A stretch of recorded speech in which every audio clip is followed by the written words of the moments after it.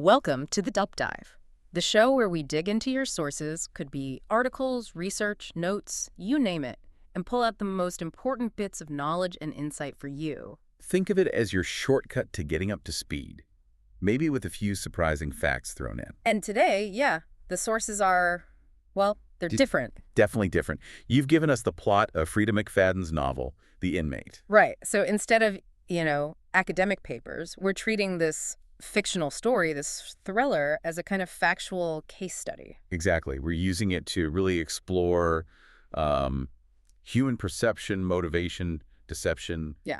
all the messy stuff. So our mission for this deep dive, unpack the whole web of events, why the characters do what they do, the twists, we're tackling a real psychological puzzle. Layer by layer. Okay, so let's start with Brooke Sullivan. She's a nurse practitioner, just starting a job at Raker Maximum Security Penitentiary, upstate New York. And she's looking for a fresh start, right? Huh? With her son, Josh, who's 10. Her parents recently died. They've moved into the old family house. Yeah, trying to build something new, but the past walks right back in. Quite literally. Her first boyfriend, Shane Nelson, is an inmate there. Serving life. For murders Brooke actually thinks she helped convict him for. Oof. Talk about a complicated first day. Seriously. So let's unpack this fresh start Brooke's trying to make. She moves to Raker, this small town where she grew up, hoping for peace. And her son, Josh, he's had a tough time, right? Bullied at his old school because he didn't have a father figure around. The school even suggested, maybe a change of scene would help. So this move is huge for them. It's not just geographical, it's psychological. And right away, we get supporting characters. Like Margie, the babysitter, seems super kind, loves Josh. The perfect helper, almost. But even Brooke thinks making Margie's a bit nosy. A little hint, maybe. Things aren't always what they seem on the surface. Even sources of comfort might be suspect in this kind of narrative. And the job itself. Raker Penitentiary. Maximum security. It's instantly unsettling. Yeah, the script mentions, dull-eyed officers, strict rules from this guy Benton, no high heels. A weird chemical smell, flickering lights. You immediately feel on edge. And then there's the head nurse, Dorothy Kuntz. Oh, yeah. Yeah. Harsh, unhelpful. Brooke immediately thinks she's like her own mother. Which is fascinating, right? That immediate projection of past trauma onto a new person. It shows Brooke's own vulnerabilities from the get-go. So imagine walking into that place, knowing the guy you helped put away is locked up inside. The internal conflict must be immense. Fear, guilt. She's kind of relieved they didn't connect her to the case during hiring, probably because she was a minor back then. But then she has to actually interact with Shane as a patient. Right. He's got injuries, needs medical attention, and the first thing he says is basically, I don't try to kill you, Brooke, I swear. He tries to connect, too. Mentions getting his GED, tutoring other inmates, still wanting kids someday. Which leads to this really crucial moment. Shane talks about wanting kids, and Brooke just blurts out that Josh is 5, not 10. Wow. Okay, so what's going on there? Is that pure panic? An instinctive lie to protect Josh? It feels like panic, yeah. Just trying to create distance, sever any possible link Shane might make. But it also shows how she's already manipulating information, right? Even if it's instinctive, it's a defense mechanism, trying to control this uncontrollable situation. Protecting her son is clearly priority number one. And the pressure isn't just from Shane. There are other figures in the prison causing problems. Like Officer Marcus Hunt? Yeah, it turns out he's the Mark that Shane beat up years ago over something involving Shane's mother. So Hunt has this major grudge against Shane, wants to make him pay. And he uses Brooke to do it. He figures out, or strongly suspects, Shane is Josh's father, and basically blackmails Brooke. Help me hurt Shane or I expose your secret. Which is such a contrast to how she handles Dorothy Kuntz, the head nurse. Right. With Dorothy, Brooke actually stands up to her, threatens to go to the media about poor patient care, and forces Dorothy to back down. So she can be incredibly fierce when it comes to her professional ethics, her patience, but completely vulnerable to Hunt's personal blackmail. It shows this complex, maybe compartmentalized moral landscape she's navigating. To really get the weight of all this, though, we need to jump back 11 years earlier. Okay, setting the scene. Brooke's a teenager, the good girl, secretly dating Shane. And the whole community is already tense because a girl named Tracy Gifford was murdered nearby. So there's this undercurrent of fear. That fear really hangs over the party at Shane's farmhouse. The infamous party. Okay, who's there? Brooke, Shane, Brooke's best friend Chelsea, Chelsea's boyfriend Brandon, Brooke's childhood friend Tim Reese. And another girl, Kayla Oliveira. They're playing Never Have I Ever. Ah, the classic truth or dare substitute. Yeah. And things come out. Big time. Brandon admits he cheated on Chelsea. Shane admits he beat up Mark Officer Hunt for trash-talking his mom. But then Shane drops the real bombshell. Yeah, he reveals that Tim, quiet childhood best friend Tim, had actually dated Tracy Gifford, the murdered girl. Which nobody knew. It shocks everyone. From a, psychological perspective, why does Shane do that? In a game? It feels calculated, doesn't it? Like planting seeds of doubt. Exactly. Making Tim look suspicious, maybe. Setting him up, even subconsciously in the group's mind before anything else even happens. It creates this immediate tension and distrust. And then things go bad. Fast. A huge storm hits. Power goes out, phone lines are dead. Classic horror movie setup. And then they find Brandon Jensen's body. Stabbed. On the porch. The nightmare starts. Yeah. And they're trapped. Someone slashed the tires on the cars. No escape. Total panic. Kayla Oliveira apparently freaks out. And then she's found dead too, upstairs, murdered. So now it's just Brooke, Chelsea, Shane, and Tim left. And they're terrified, trying to figure out who the killer is among them. Chelsea immediately points the finger at Tim. Because of the Tracy Gifford connection, maybe. Probably. But Brooke isn't sure. It's chaos. How quickly trust just evaporates in that kind of fear. It's primal. Chelsea's accusation versus Brooke's uncertainty. Different ways people react under extreme stress, assigning blame maybe too quickly, or being paralyzed by doubt. So Brooke and Chelsea lock themselves in a bedroom, but Brooke decides she has to leave the room for some reason. And downstairs, she trips over Tim.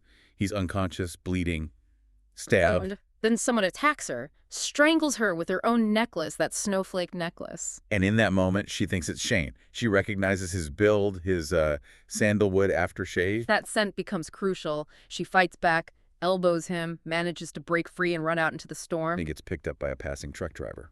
Saved. So the immediate aftermath, police find 3 bodies. Brandon, Kayla, Chelsea. And 3 survivors. Brooke, Tim, Shane. And Brooke's testimony is devastating for Shane. She says he strangled her. Tim says Shane stabbed him. And Shane's knife is found, fingerprints and all. So Shane gets convicted, life sentence. His story that Tim actually stabbed himself and then knocked Shane out gets dismissed. It really shows the power of that first traumatized narrative, doesn't it? Especially Brooke's testimony. It just sets the whole course. Absolutely. Emotionally charged testimony can overshadow everything else, even inconsistencies. Okay, flash forward again. Present day. Brooke's world starts tilting. Tim Reese is back. The childhood friend who was also a victim that night. And he's suddenly very present, super supportive, helping Josh with school, fixing things around Brooke's house. Almost too helpful. You have to wonder, right, after all these years, why now? Is it guilt? Genuine care? Or something else? A long game? The connection deepens, and then Tim gives Brooke a birthday gift. Oh, this is chilling. It's a snowflake necklace. Yeah. Identical to the one she was wearing the night of the murders, the one used to strangle her. Down to the missing diamond. Brooke completely panics, has a massive panic attack, accuses him. And his explanation. He just forgot its significance, even though it was part of her testimony at Shane's trial. Yeah, total gaslighting. It's terrifying. And then, more darkness. News breaks about another murder. Kelly Underwood, a waitress Tim had flirted with, maybe dated briefly. Tim tries to downplay it, says it was nothing. But Brooke finds Kelly's scarf hidden in Tim's house. Followed by the absolute horror of finding Kelly's body wrapped in a tarp in Tim's basement. So Tim gets arrested. It looks completely like he did it. The evidence seems planted almost too perfectly. And this is the turning point for Brooke's own beliefs.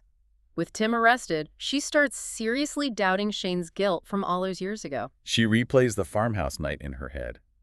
How could Tim, supposedly stabbed, have recovered enough to attack Shane? Maybe Tim was the killer back then. It's a huge shift, moving past her own trauma-based certainty, her confirmation bias, and allowing doubt in. So Tim's in jail. And then, just 2 months later, Shane gets released. Released from prison. The implication is that new evidence, maybe Brooke changing her story or the Kelly Underwood connection to Tim, exonerated him. Where does he go? Straight to Brooke's. He moves in with Brooke and Josh. Wow. Okay. But any sense of relief is short-lived. Because then Brooke hears that Officer Marcus Hunt, the one blackmailing her, has been murdered. And this happens right around the time she notices. Her car keys aren't where she left them. She starts thinking, did Shane take her car? Did he kill Hunt? The suspicion immediately flips back to Shane. The dread just keeps building. And then comes the big moment, the major revelation. They visit the old farmhouse, Brooke, Shane, Josh, and standing in that living room. She has a flashback, a really vivid one. She remembers the strangling, the sandalwood aftershave, Shane's weight on her. But something else clicks. What is it? A sound. A muffled scream masked by the thunder during the storm. Okay. And she realizes it wasn't just the storm noise. Chelsea was screaming. In the next room, while Shane was supposedly strangling Brooke. Wait, so Shane couldn't have been killing Chelsea if he was attacking Brooke at the same time? Exactly. Her memory, the one that convicted Shane, was real but incomplete, skewed by trauma. So what does that mean? It means they worked together, Shane and Tim. Whoa. Yeah. Back at the farmhouse. Yes. They planned the murders together. Used Tim's connection to Tracy Gifford to maybe frame him later if needed, but the initial plan was probably to blame some random drifter. So Tim's stab wound. Superficial. Just enough to look like a victim. Shane's head injury, too. They were co-conspirators. But then Brooke's testimony focused solely on Shane. Right. And Tim saw his chance. He betrayed Shane, corroborated the story that made Shane the sole killer, and saved himself. Incredible, the level of betrayal. But wait, there's still more, isn't there? The real architect. Oh, yeah. As they're leaving the farmhouse, Brooke runs into Margie, the babysitter. And Margie reveals. She's Pamela Nelson, Shane's mother. No way. The babysitter. Yeah, babysitter. And she confesses everything. The entire thing was her plan, spanning years, decades even. What was her motive? Revenge. Deep old revenge. Brooke's father had an affair with Pamela years ago, promised to leave Brooke's mom, but dumped Pamela and Shane instead. So Pam killed Brooke's parents. Made it look like a car accident. Years later at the farmhouse, she was the one who stabbed Chelsea while Shane was attacking Brooke. She orchestrated framing Tim for Kelly Underwood's murder, too. Oh. Planted the scarf. Yes. Apparently exchanged keys with Tim earlier somehow, set it all up. All of it framing Tim, getting Shane released was about getting Shane out and creating a family for Shane and Josh without Brooke. That is elaborate. Yeah. And terrifyingly patient. A truly long game rooted in that initial abandonment. And just when Brooke thinks she understands the depths of it, Shane calls her. What does he say? He has her car keys. He knows Josh is 10, not 5. He basically says he's taking Josh, needs to make up for lost time, and he wants Brooke to know what it feels like to miss out. The final twist of the psychological knife. Just devastating. But the story doesn't end quite there, does it? There's the aftermath with Josh. Right. Josh, her son, he later explains what happened when Shane was making that angry call to Brooke in the woods near the farmhouse. What did he do? Well, Tim Reese, before he was arrested, had apparently warned Josh that Shane was a really bad man who wanted to hurt his mom. Oh, no. So Josh, hearing Shane yelling at Brooke on the phone, seeing these huge icicles hanging from the trees, he pushes them. Pushes the icicles onto Shane. Yeah, deliberately. He thought he was protecting his mom, acting on Tim's warning, and the falling icicles kill Shane. Oh, wow. The poor kid. Acting out of protection based on manipulation by Tim, and he unknowingly kills his own father. Exactly. He has no idea. He's lost his father, his grandfather, Brooke's dad, Pamela, who he knew as Margie, Brooke's mom, all caught up in this. And Brooke decides not to tell him about Shane being his father or Pamela being Margie. No. She keeps it from him to protect his innocence, his emotional state. It's a heavy choice, constructing a reality for him. And then she visits Tim in prison. Yeah, which must have been incredibly difficult. He's angry, feels betrayed by her testimony against him for Kelly's murder. But he doesn't hate her. No, he actually agrees to start helping Josh again, with fixing things, being a presence in his life. Once he's presumably out or through supervised contact, it's weirdly functional. A twisted kind of stability emerges. Totally twisted. Josh misses Margie, but he welcomes Tim back. Tim makes his mom happy. Tim is smart. Brooke and Josh find this new normal, built on all these secrets she's keeping. It's quite the case study. Taking this fictional plot, you really see how perception gets warped by trauma, by bias. How long-term motives like Pamela's decades of simmering resentment can drive such incredibly complex deception. And it absolutely challenges any simple idea of who's good or bad, innocent or guilty. It's all shades of gray, driven by past grievances and betrayals. So the final thought for you listening, when everyone has a secret, everyone has a motive. How do you know who to trust? And maybe more pointedly, what lengths would you go to protect someone you love? Even if it means reshaping their whole reality.